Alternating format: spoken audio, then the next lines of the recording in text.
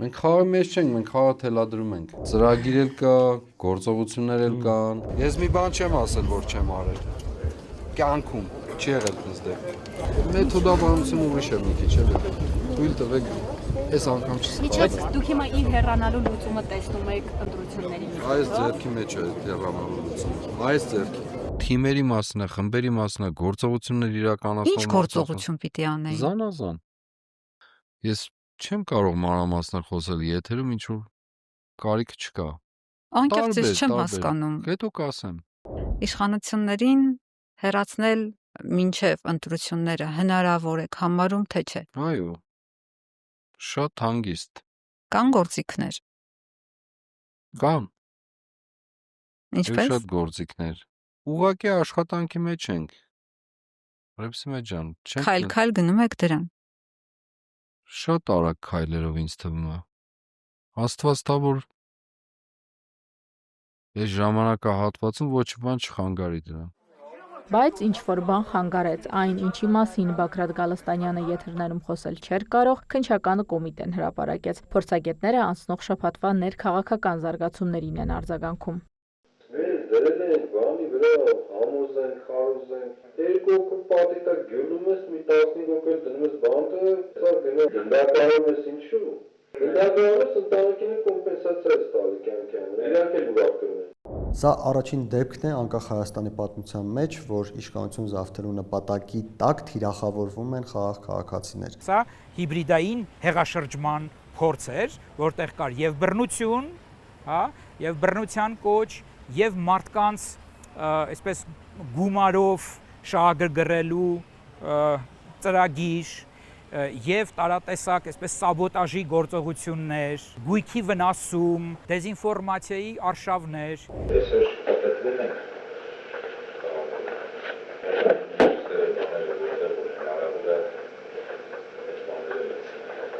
Այս խանջանի ներքո մոստը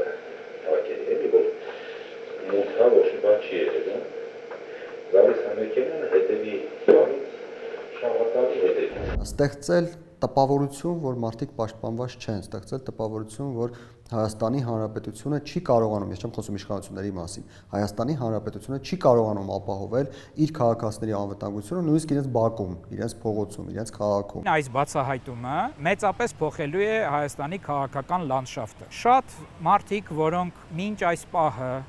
այսպես որոշակի զսպվածություն էին ցուցաբերում, եկեղեցականներ են, կարող է իրենք էլ են մտածում իրենց ձևով ազգի մասին։ Այս ամեն ինչից հետո ես կարծում եմ, որ այդ շերտի բացարձակ մեծամասնությունը կփոխի իր դիրքորոշումը եւ արդեն փոխել է իր դիրքորոշումը։ Եթե հանրության մի մասը, եթե նույնիսկ չի երկրպագում ներկայիս իշխանություններին, ինքը որևէ կերպ չի աջակցում եւ չի աջակցի հակասահմանադրական ճանապարհով գործող որևէ սուբյեկտի։ Այս զայնագրությունների հրապարակումից ու ԱԱԾ գործողություններից առաջ նաև CVKM-ի աղբյուրները ինչ-որ հեղաշրջման պլան էին փոխանցել։ Հեռացիր, որ ապրենք։ Ըստ այդ պլանի հեռացնելու էին 8 փուլով՝ գաղտնի շրջան, ապա ներսից քայքայման, լուրջ ճնշման, տագնապի ազդանշանի, շարժման, որոշիչ, նոր ուժի ձևավորման փուլեր։ Որոշիչ փուլը ըստ հրապարակված լուսանկարի պետք է մեկնարկեր 2024-ի սեպտեմբերի 20-ին եւ 21-ին Փաշինյանի հրաժարականի պահանջով։ Պլանում կային անուններ, նշվում էր, թե անհրաժեշտ է համոզել նախկին նախագահներ Ռոբերտ Քոչարյանին եւ Սերժ Սարգսյանին, հասնել հաշտության եւ միասնական աջակցություն ապահովել։ Մարդկային ռեսուրս բաժնումել անուններ էին, թե ով ինչքան մարդ է ապահովելու։ Այսպես Գագիկ Ծառուկյան 15-ից 20 հազար մարդ, Սամվել Կարապետյան 5-ից 8 հազար, Սամվել Ալեքսանյան 5 հազար մարդ, Ռոբերտ Քոչարյանի, Սերժ Սարգսյանի դաշնակցության, արցախցիների, Գազպրոմի եւ այլ կառույցների անվան դիմաց ոչ մի թիվ չկար։ Փաստաթուղթը ինքնին մանկամիտ փաստաթուղթ է, դպրոցականները ավելի լավ կգրեին, քան այդտեղ գրված էր։ Հավանաբար այդ փաստաթուղթը գրվել էր ուշադրություն շեղելու համար, իրականում նրանից ինչ-որ պետք է տեղի ունենա։ Ընդդիմությունը հայտարարեց, իշխանությունն է հեղինակ այդ պլանի, այն կեղծ է։ Չէին հավատում նաև հաջորդ օրը քննչական կոմիտեի հրապարակած ընդհանուր մոտ 20 րոպե տևողությամբ թվով 7 ձայնագրությանը։ Այսօրվա տեխնոլոգիաները թույլ են տալիս պարզել, որն է AI-ով արված, որը որ AI-ով արված չէ։ Անհնարին է նման բան կեղծել, թաքցնել։ Ինչպես շատ արագ պարզվեց, որ Փաշինյանին վերագրվող ձայնագրությունը deepfake է։ Այն տարածվեց քննչական կոմիտեի հրապարակած ձայնագրություններից հետո, ըստ որոնց իբր Փաշինյանը իրավապահ մարմիններին ապօրինի հանձնարարականներ է տալիս։ Ինչքան հնարավոր է շուտ բռնում եք այդ Բագրատ սրբազանը ինչա դրան ու դրա մի քանի կողմնակիցների մի երկու աչքի ընկնող դաշնակների Քննչական կոմիտեն նախաձեռնել է քրեական վարույթ, ձեռնարկվում են անհրաժեշտ քննչական եւ այլ վարույթային գործողություններ համակարգչային կեղծիք կատարած անձանց ինքնությունը պարզելու եւ նրանց արարքին քրեաիրավական գնահատական տալու ուղղությամբ։ Վերադառնալով Բաքրատ Գալստանյանի ձայնով հրապարակված ձայնագրություններին, Բաքրատ Գալստանյանի փաստաբանները եւս հաստատել են ձայնագրությունների իսկությունը, միայն նշել, որ կոնտեքստից կտրված է, ամբողջական չէ, մոնտաժված է։ Ինչ որ ձայնագրությունների, ինչ որ հատվածներ վերցրվել կտրվել են, ընդ որում հենց հրապարակված ձայնագրությունների մեջ ակնհայտ երևում է, որ խոսքը իրավաչափ գործողության մասին է։ Բայց ներողություն, ինչ է նշանակում մոնտաժված։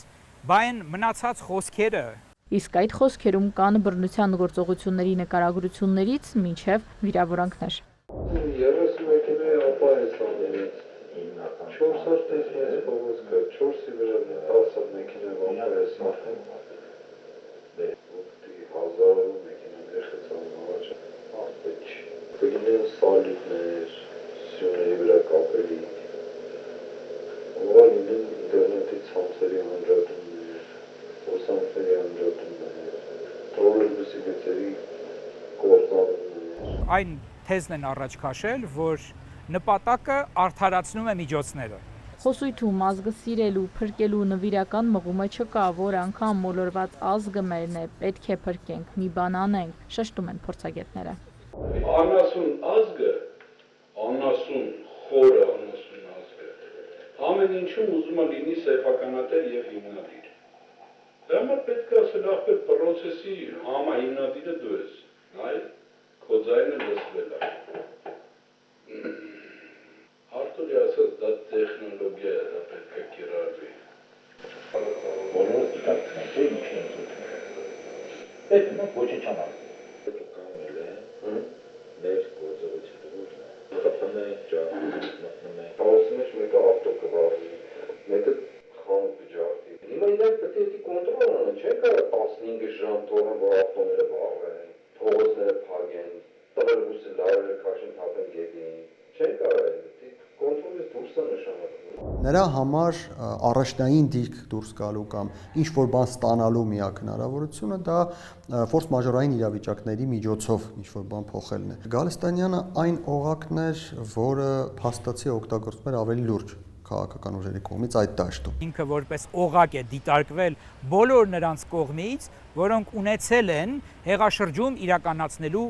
նպատակ եւ ունեն այդպիսի նպատակ։ Թե որ դաշտերից հստակ չէ, բոլոր կապերը պարզելը իրավապահների գործն է, ընդգծում են փորձագետները։ Կարող ենք ենթադրել, որ նաև արտաքին հետ կա, աշխարհակահաղական հետ կա, եւ տեսնում ենք, որ աջակցողների շրջանակներում կան մեծահարուստ մարդիկ, կան միլիարդատերներ, Կրեմլի մի շարք, այսպես ասած, շրջանակներ, որոնք նաև հրապարակային երևում են, նրանք նույնպես ըստ էության չեն թաքցրել, որ ունեն այդպիսի նպատակներ։ Շատ բան պարզ է դառնում նաև այս օրերին հնչող կոչերից, իսկ այդ կոչերի հասցեատերերը նրանք են, ովքեր պարազիտանում են իշխանությունների հետ կապված բոլոր խնդիրների վրա։ Տեսեք, նախկինում պարազիտանում էին 2020 թվականից հետո 44-րդ պատերազմի ֆոնի վրա, Հայաստանի պարտության փաստացի ֆոնի վրա, հետո պարազիտանում էին Արցախի էթնիկ զտման ֆոնի վրա, դրանից հետո պարազիտանում էին վերջերս եկեղեցու ղեկավարներ եւ իշխանության ղեկավարներ հակասության ֆոնի վրա։ Ռոբերտ Ղեմոդյանի դիտարկմամբ, քանի դեռ հեղաշրջման գործընթացը խմորման փուլում էր ու ելքերը անհայտ, խորհրդարանական ընդդիմությունն օրինակ ուղիղ ներգրավվածությամբ գուցե չներկայանար։ Հայաստան դաշինքի համար բացարձակապես ցանկալի չէ իր անունը կապել նման գործողության հետ։ Դրա համար եմ ես նշում, որ գուցե նրանք տեղյակ էին դրա մասին, գուցե նույնիսկ ինչ որ չափով աջակցում էին, գուցե ոչ բացահայտ, բայց ինչ որ կերպ աջակցում էին, բայց անձամբ դրա մեջ ներգրավելը իրենց շահերից չէր բխում։ Քանի որ ազգային ժողովի երկրորդ տեղը եւս քաղցր կտոր է, որն ունենալ ոչ բոլոր ընդդիմադիր կոչերով հանդես եկող գործիչներն են կարող։ Իսկ ինչու չսպասել ընտրությամբ իշխանությունը փոխելուն, եթե ընտրությանը 1 տարուց էլ քիչ ժամանակ է մնացել։ Լայն, այսպես ընդվզմամբ անհնարին է որևէ բան անել, որովհետև չկա այդ ընդվզումը, եւ պատահական չէ, որ նրանք այդպես իսկ ծայրահեղ ձևակերպումներ, վիրավորական ձևակերպումներ էին տալիս ժողովրդին։ Պատրաստ լինեին հենց այսօր առավոտը ոտի կանեին։ Սաղտերը տային ճարտ շուրանին ասեն դինային։ Իրանալ տրանսպորտացիոն օրակալ միավորների չասեն։ Ինգազոր տրանա, էկվազոր տրանա։ Մասկվազան ջատես մակս բանասը։ Բնական ու հարաբարձություն պարտավեցին։ Շոմբեր օրեկուներ, շոմբերին հավահազարով, բանով կորեն ծուղելի որ հասանապատերեցի դուրիակերնի Կոնկրետ Բագրատ Գալստյանի դեպքում այո, նա ընտրություններում լուրջ դերակատար լինել չի կարող, նույնիսկ իր դաշտում նա չի կարող լինել լուրջ դերակատար։ Չեն հավատում ընտրական ինստիտուտով իշխանության գալուն, իրենց իշխանության գալուն։ Ագրեսիվ խմբերով իշխանությունը վերցնեն հակասահմանադրական ճանապարհով, հետո արդեն ընտրությունների ժամանակ իրենք ամբողջը կվերահսկեն, դրանք կլինեն արդեն կեղծ ընտրություններ։ Մայրաթորը հայտարարում է, հետամուտ կլինի գործի արդարացի ընթացքին, փորձագետներն ընդգծում են։ Հաշվի առնելով նաև Բագրատ Գալստանյանի անմեղության կանխավարկածը, այնուամենայնիվ, քանի դեռ դատարանը չի պարզել այդպիսի ահաբեկչական գործողություններ պլանավորել չպլանավորելը, ազգաբնակչության անվտանգության հարցը ու դրա հավանական սպառնալիքները պետք է լինեին Մայրաթորի հայտարարության առանցքում։ Մայրաթորը այդ թվում կամ առաջին հերթին կաթողիկոսի անունից պետք է դատապարտեր Հայաստանի Հանրապետությունում ահաբեկչական գործողություն իրականացնելու ցանկացած փորձ։ Եվ դա կլիներ նորմալ, դա չէ լինի լավ։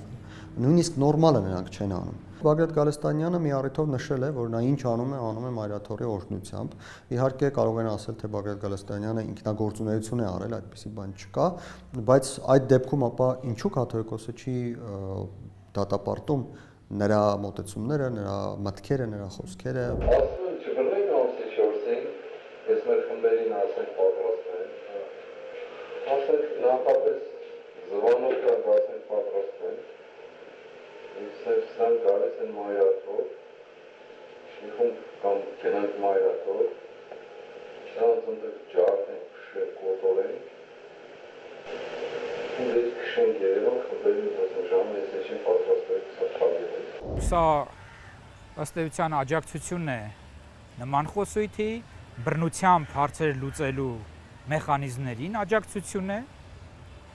եւ բնականաբար սա նշանակում է նաեւ, որ ընդհանուր առմամբ եկեղեցու ներսում կա խորը ճգնաժամ, ինչպիսին կա եկեղեցու բարձրաստիճան հոգևորականների ու իշխանության հարաբերություններում։ Մի շարք եկեղեցականներ իրենք վաղուց դուրս են եկել հենց իրենց հավատքի շրջանակներից։ Նրանք մտել են քաղաքական դաշտ, նրանք դարձել են ծայրահեղականներ։ Քաղաքական դաշտում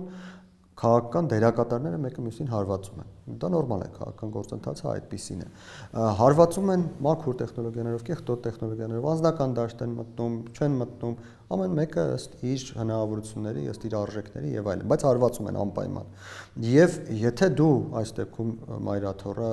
կաթողիկոսի գլխավորությամբ, եթե դու ցանկանում ես լինել դերակատար քաղաքական դաշտում, ապա դու պետք է պատրաստ լինես այդ տրամաբանությանը ենթարկվել։ Այս ձախողումը, փաստացի սա ձախողում է այդ մարդկանց համար, այս ձախողումը բավական երկար ժամանակ նրանց զերծ կպահի նմանատիպ գործողություններ պլանավորելուց։ Կարծում է Ռոբերտ Ղենվոդյանը, Էդգար Վարդանյանը շեշտում։ Երբ որ մենք համատում ենք նախկին նմանատիպ գործողությունների հետ, այստեղ իհարկե տեսնում ենք բոլոր հնարավոր կարմիր գծերը, նրանք հատել էին։ Իսկ ահաբեկչության ու իշխանազավթման փորձեր Նիկոլ Փաշինյանի կառավարման տարիներին քիչ չեն եղել։ 7 տարում առնվազն 5 այդպիսի փորձ։ Իրինամ Կրչյան, Հովհաննես Քյոսեյան, Դավիթ Դանիելյան, Երակնորյալ լուրեր։